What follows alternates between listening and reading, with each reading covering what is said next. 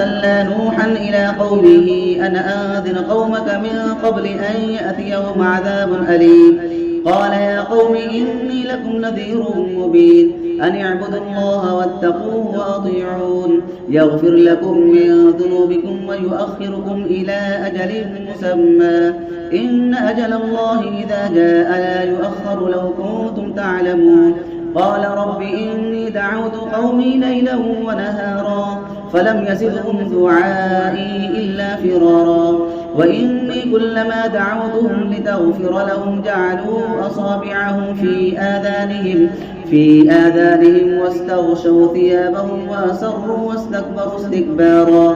ثم إني دعوتهم جهارا ثم إني أعلنت لهم وأسررت لهم إسرارا فقلت استغفروا ربكم إنه كان غفارا يرسل السماء عليكم مدرارا ويمددكم بأموال وبنين ويجعل لكم جنات ويجعل لكم أنهارا ما لكم لا ترجون لله وقارا وقد خلقكم أطوارا ألم تروا كيف خلق الله 7 سماوات طباقا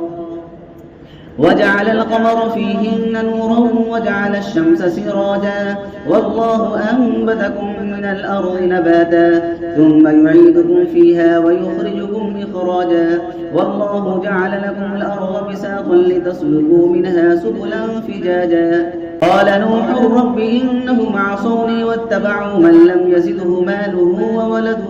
إلا خسارا ومكروا مكرا كبارا وقالوا لا تذرن آلهتكم ولا تذرن ودا ولا سواعا ولا يغوث ويعوق ونسرا وقد أضلوا كثيرا ولا تزد الظالمين إلا ضلالا مما خطيئاتهم أغرقوا فأدخلوا نارا فلم يجدوا لهم من دون الله أنصارا. وقال نوح رب لا تذر على الأرض من الكافرين ديارا إنك إن تذرهم يضلوا عبادك ولا يلدوا إلا فاجرا كفارا. رب اغفر لي ولوالدي ولمن دخل بيتي مؤمنا وللمؤمنين والمؤمنات ولا تزد الظالمين إلا تبارا.